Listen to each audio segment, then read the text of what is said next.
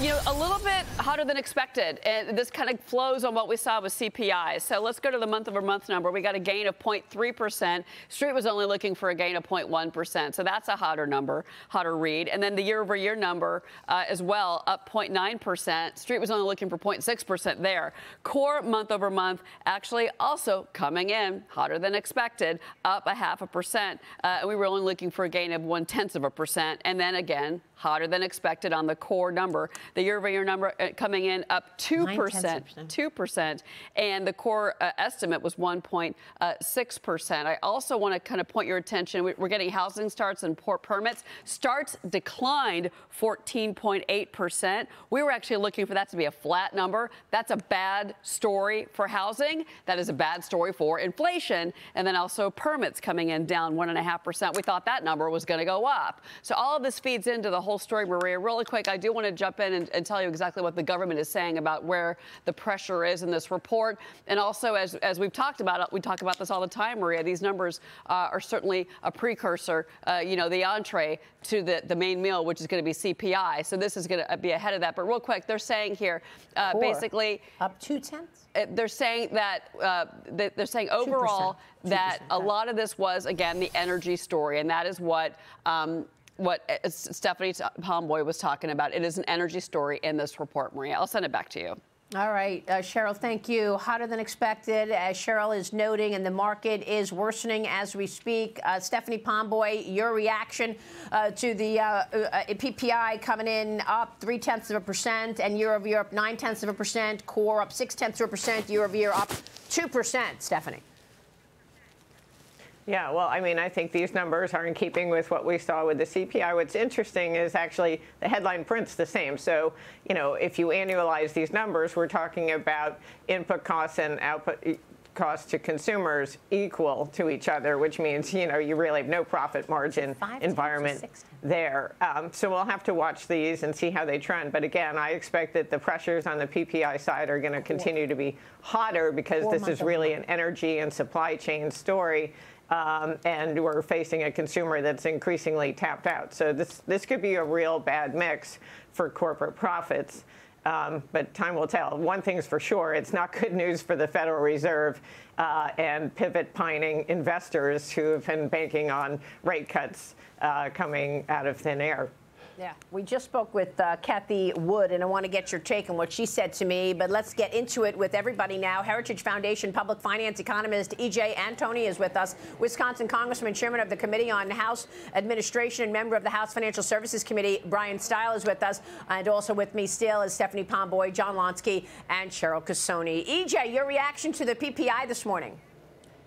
Well, Maria, the first thing that comes to mind is the fact that with this report, we now have wholesale and consumer inflation about equal since January of 2021. In other words, businesses have simply just been passing cost increases on to consumers. And something that you and Stephanie have talked about quite a bit is the fact that once you take these record nominal corporate profits and adjust them for inflation, in many cases, they're actually down. And this is all a shot below the waterline to the Biden administration's talking point that somehow inflation is just a function of corporate greed, and we shouldn't be blaming things like the government spending, borrowing, and printing trillions of dollars it didn't have over the last 3 years. Yeah, okay, maybe, but there's also that, right? EJ, I mean, Congressman Brian Stile, how much of this inflation story is Congress's fault? Let's face it, Jay Powell has been trying to get inflation down with 11 rate hikes in the last year and a half, and yet he's facing a tsunami of money on the fiscal side, okay? And when you talk about President Biden trying to forgive student loan debt, that's inflationary. When you talk about all this money to Ukraine, that's inflationary. So what about that, Congressman? We're still living with the consequences of the horrific Biden administration policies. You're exactly right. And I would add in that we were paying people not to work after the pandemic was over. This is an administration that has driven forward inflationary policies. And the challenge that we're going to face now in particular is going to be the impact of interest payments on the debt. If the Fed is not able to bring interest rates down, as these numbers indicate, interest payments are going to continue to climb and apply pressure into the broader fiscal situation here in Washington, Maria. Yeah, And John Lonsky, we hear this complaint all the time that the Fed is faced with a tsunami of spending. That's what Robert Kaplan says repeatedly, former head of the Texas Federal Reserve. That's what other government officials also point to as a reason for inflation remaining elevated. You're exactly right, Maria. You know, when you take a close look at 2023's 2.5% increase by real GDP, what you find is after you take out the influence of government, direct government spending, as well as transfer payments and the like, real GDP growth collapses to about a range of 1 to 1.5%. And is these massive amounts of government stimulus, this very high ratio of the government budget deficit to GDP that explain why the economy is doing so well, why we have so many jobs. I want to add one thing. I think this is very important. PPI provides us with only a portion of the cost story that faces businesses. Yeah. Of special importance and of greater importance are labor costs.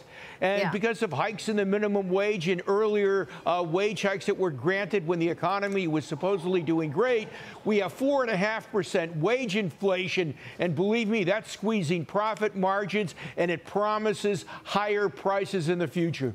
Yeah, that point cannot be overestimated enough. I mean, it's absolutely true that Joe Biden and all his negotiating with these unions have only been inflationary. Another piece of evidence to understand why inflation is where it is. Cheryl, jump in here, and let me just point out, as you're coming in here, rates are soaring again, Cheryl. Okay, the 10-year is up 10 basis points right now on the yield. Look at where we stand on these yields, Cheryl. Jump in. Right, exactly. And what you're seeing is a market that is once again waking up to the reality. And this is the Treasury market, but also the equities market as well, waking up to the reality.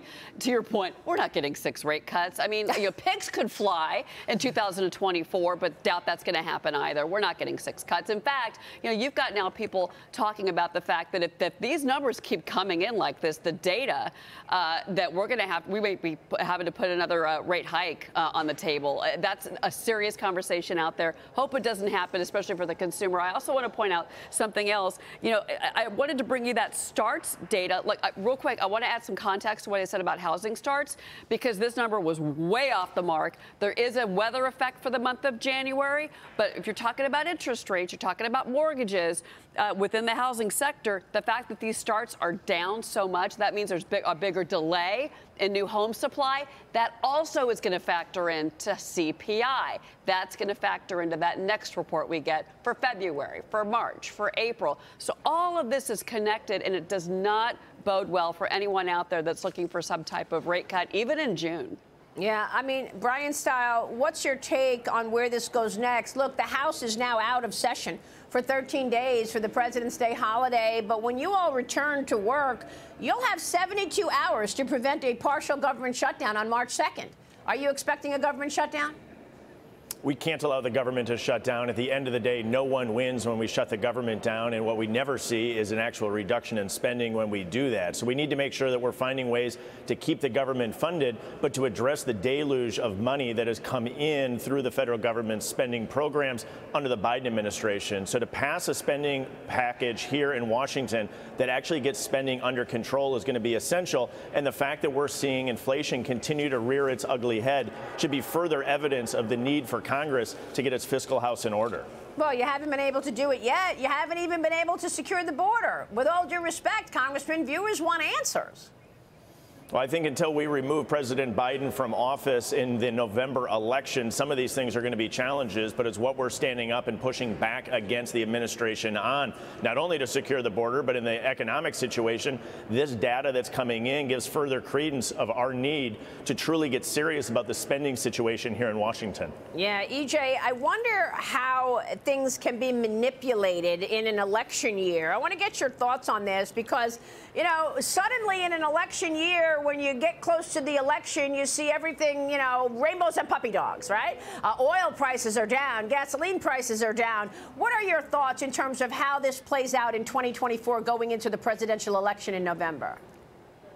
Well, unfortunately, Maria, this administration really has a track record of putting politics before the American people. We saw that during a midterm election year, for example, when they continued draining the Strategic Petroleum Reserve to try to get gasoline prices down, even though there was no need to actually dump all of that excess crude onto the market. And now they are refilling it at such a slow pace that it will take 14 years to get it back to where it was at the start of this administration. Looking at the Fed, though, unfortunately, I think we're seeing a lot of politics being played there, and that's also part of Jerome Powell's record. You know, whether or not we'll get 6 rate cuts, I think that's a bit much, especially when you consider the fact that there's no real incentive to cut rates after the election. But I do think it's the case that this Fed has shown themselves to not at all be data dependent. They are much more politically dependent. And the fact that Powell is even talking about rate cuts right now, let's remember what he was not only saying but doing in 2018 and 2019. Economic growth was lower, inflation was lower, the jobs numbers were lower, and yet he was not only just talking about rate increases, he was implementing them. So why on earth are we even having a conversation right now about rate cuts? Just judging by Powell's own methodology. Yeah, it's a good point to make. And, of course, then he followed up by telling us that inflation was transitory until everybody started getting sticker shock when they went to buy a dozen eggs. We should also point out that next week is also the South Carolina primary as Congress is on vacation. So that's also something to just be aware of. Stephanie Pomboy, what are you looking at in terms of market movers here? Even though you've been right on this economy, Stephanie, the stock market has been rallying. I don't want to leave money on the table. How do you want to be invested here? Well, I mean, I think this whole conversation underscores how utterly untenable our current fiscal situation is, and that the Fed is really increasingly just an adjunct to the Treasury, and their job is to continue to slavishly maintain this Treasury market by sopping up marginal Treasury issuance. And while they are doing QT, and so therefore they're not outright purchasing Treasuries, what's been happening is that the Treasury has been issuing T-bills to finance the largest deficits in the history of mankind, while the Fed is letting that run off its balance sheet and holding on to the long end of the market. That's a very wonky way of saying, essentially, they're trying to control the backup in interest rates even as they raise rates, because they understand how completely untenable our fiscal situation is and the swelling interest costs on the debt. So I think broadly, from an investment standpoint, if you're asking me, what do you want to own? I'd say, you know, we're having our come to Jesus moment, and it's not going to end well. We cannot abide a world where interest rates converge around a 4% 10-year Treasury. We're seeing default rates rise, consumer delinquencies rise. So the longer we maintain these levels, the worse the fallout will be. And I would avoid risk assets in general. I would be, as I have been, long gold. I'd be, to the extent you need to be long some equity exposure, I'd be looking at emerging markets that don't have the fiscal situation that we do. But I'd be extremely cautious here. Because, again, this is a completely untenable situation. These rate cuts are going to hit with a thud because the markets, hope that we're going to get this pivot. Looks like it's getting pushed farther and farther off on the horizon. And that's going to change everyone's calculus on how long they want to hold risk assets. And, of course, we'll get more information on the health of the consumer next week, John. OK, we've got Walmart, we've got Home Depot coming out with earnings next week. But probably the big elephant in the room will be NVIDIA. It's also reporting earnings after having a stellar year on AI promises. John, what are you expecting from the consumer next week when we get those monster retail earnings? I think we're going to have disappointing news regarding what the outlook is for consumer spending. We got off to a rough start in the month of January. I don't think we could blame that entirely on harsh winter weather. And I think there will be a moment of reckoning for those equity analysts who believe that we are going to continue to have a brisk pace of consumer spending. I want to add, I was listening to one equity analyst earlier this week talk about the outlook for a major building material retailer. And this fellow said, listen, the outlook is great because not only are we going to get faster wage growth, we're also going to get lower interest rates. That's an impossibility. My goodness. We're going to have higher inflation and lower interest rates. Do you think that the Fed has gone bonkers? I don't believe that's the case. I think Stephanie is right. You know, the only way we are going to get rid of this problem with inflation, chronically rapid price inflation, unfortunately, will be through a recession. It's only a recession that's going to give us the labor market slack and the slowdown in wages that will be required if we have any chance of attaining pushing core inflation down to a 2% recurring rate. Yeah. Well, that's what I've been expecting as well, Cheryl. But the truth is this tsunami of fiscal money that has been coming at us, too many dollars chasing too few goods for so long, has kept this economy looking okay. I mean, are you surprised that we haven't seen a recession after 11 rate hikes from the Fed, Cheryl? Yes, but I also look at what the consumer is doing, and that's why I think I'm glad you brought up retail numbers for next week. I think it's going to be real rough because obviously we've heard that consumers are pulling back, but we also saw a trend that began in the fall of 2023. These consumers are saving less. The personal savings rate has been going down month after month. We get that data. We cover on this program, and also they're charging up their credit cards. And we've had commentary now from Bank of America this week. We've had commentary from JP Morgan, and they have told us in no uncertain terms that the consumer is stressed, and this is going to get worse. So I don't know that we're going to have a recession this year. I'm not sure that the technical recession is on the table. It is an election year, but at the same time, I do think that earnings and these forecasts, to John's point, are going to be pretty rough. Let me get your take on this, EJ. What's most important to you when you look ahead to the impact on the growth story of the U.S. economy? Maria, I think a key there is investment, and those numbers have done very, very poorly over the last several years. They've essentially been flat when you look at private fixed investment.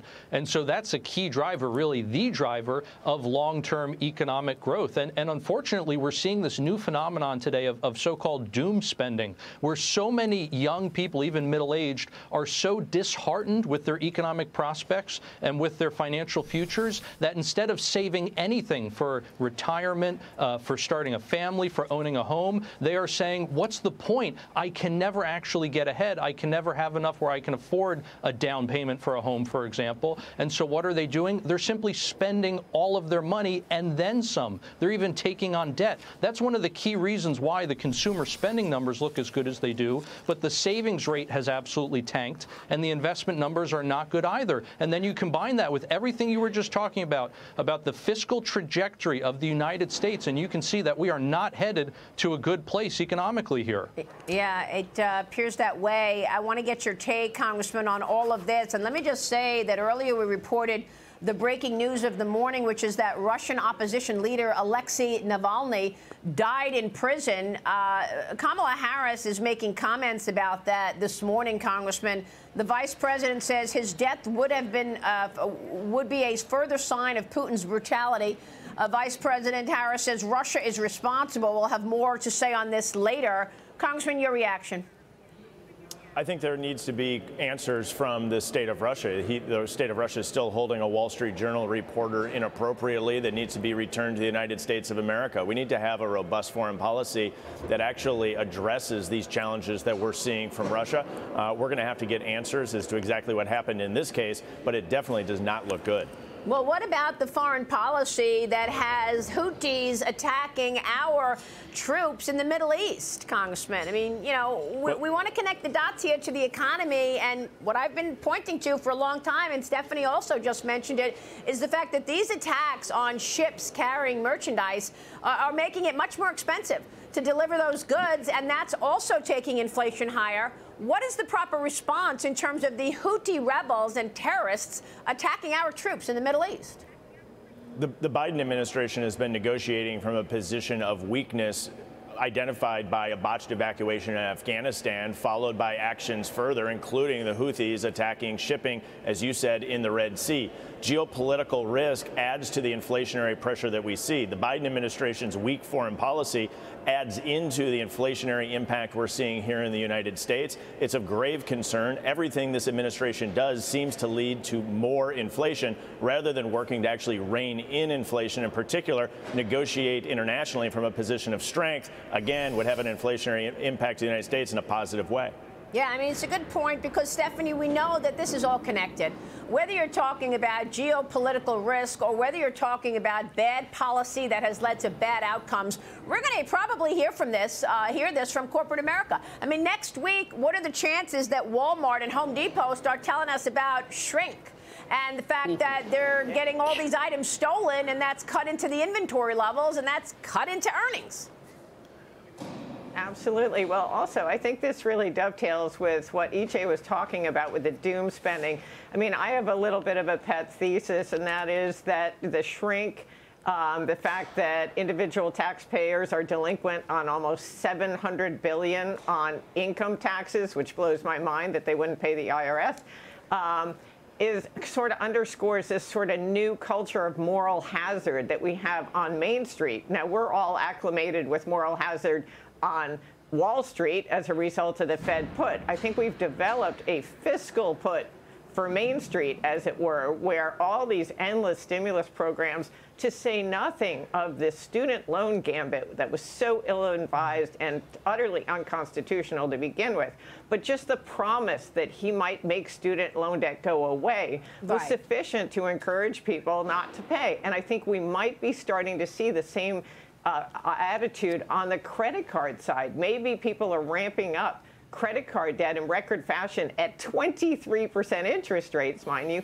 because they believe that ultimately they're never going to have to repay that debt. It's a sinister, dark thesis, but it's worth contemplating given what we've seen, and it would be understandable given the actions of this administration and, you know, the serial fiscal stimulus. It was totally unnecessary. And this student loan promise that he continues to hold out. Wow, that's incredible. Congressman, you want to comment on that? Free everything, right?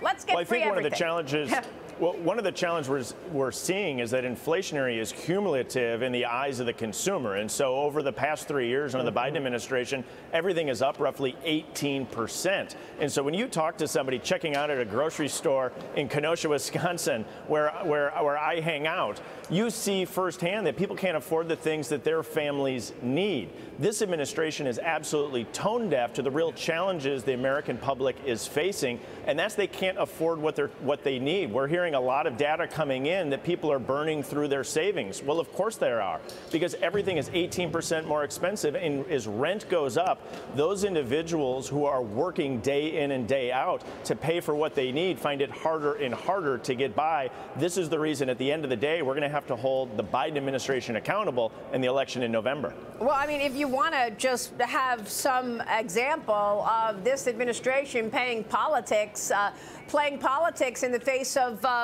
Americans' health, just look at TikTok.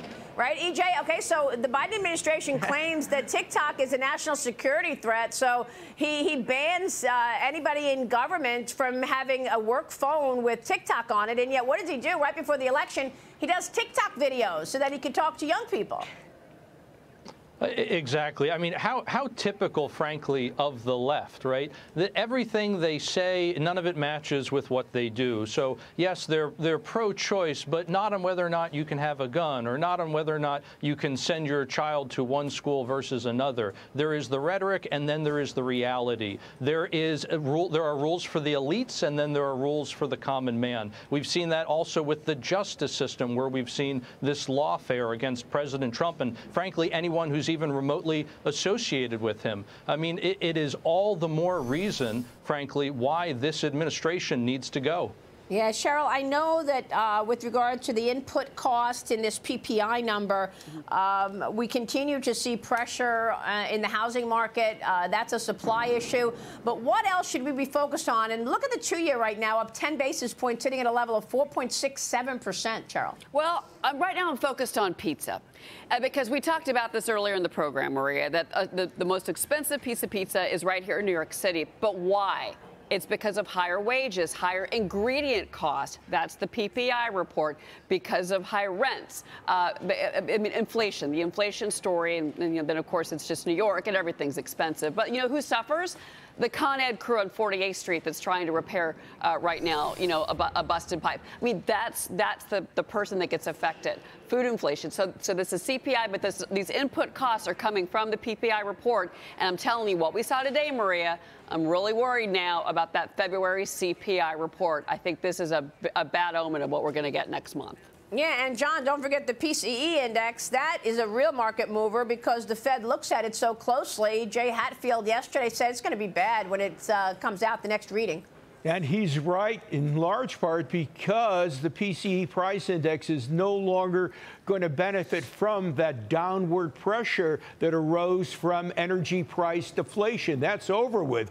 As a matter of fact, in the CPI for the month of January, we had a hefty 1.4% increase for the price of utilities, for utility rates. That's painful for many Americans. Along the lines of what Cheryl said, I was speaking to the owner of my neighborhood restaurant, and he was telling me that because of the minimum wage hike in New York, he now has to pay his dishwasher, get this, $1,000 a week. He's a hardworking guy. He puts in overtime. But who would have ever thought that a dishwasher in this country would be making $52,000 a year? Well, look, there's a Senate candidate in California right now who's talking about $50 an hour minimum wage, Stephanie. Lee. Okay? I mean, she's in a political race. She wants to win a seat in the Senate. So she comes up with this idea to have a minimum wage at $50 an hour. I mean, minimum wage jobs are supposed to be for kids right out of school, not $50 an hour, but that's hugely inflationary. Stephanie. Yeah, well, these are people who have obviously never run a business themselves. So, these are the people who are running our government from the top to the bottom. None of them have signed a paycheck, and it's a real problem, and it's evident in their policy. As relates to these inflation numbers and what consumers are feeling, it'll be interesting to see at 10 o'clock today when the University of Michigan survey is reported. That survey has shown an increase in sentiment, but it's directly a result of declining gasoline prices. If you overlay gasoline prices with consumer sentiment, they move perfectly inversely. So I think as these energy prices begin to feed back through and gasoline prices move back higher, you could expect consumers will start to sound a more glum tone, and that will probably be reflected in their consumption as well. So this story is going to have a major impact, the inflation energy story, on overall consumer spending, as well as what the Fed's trajectory is here. Stephanie, what do you make of this reaction in markets? Dow Industrial's down better than 100 right now after the PPI number. Well, I mean, we saw this with the CPI, and the next morning they woke up and said, okay, problem solved, and went right back up. So I don't know what to make of it. I mean, I assume if people actually pursue the analysis of what it means if we don't get rate cuts, the market should be down 1,000 points every day for the next year and a half. But I think that they'll come up with some rationale for why it's just been pushed a little farther out on the horizon, but everything's going to be fine. And, I'm not ready to believe that this market has finally exhausted itself, although I'd be relieved to finally reach that point in the road. Yeah. John, any thoughts on this reaction for stocks? Down 110 on the Dow. Well, I think right now the equity market is definitely overvalued. You know, one thing to consider is the current PE ratio of roughly 20 is higher than its average of the past 5 to 10 years. But there's a big difference. Today, that 10-year yield is at 4.3%. 5 or 10 years ago, the 10-year yield averaged about 2.8%. So definitely the market's overvalued, as is the corporate credit market. Junk bond spreads are very, very narrow. It makes no sense to me. They could only go wider. All right. We will leave it there. Fantastic conversation, everybody. We so appreciate it. E.J. Antoni, Congressman Brian Stile, Stephanie Pomboy, John Lonsky, Cheryl Casoni, thank you so much for reacting in real time.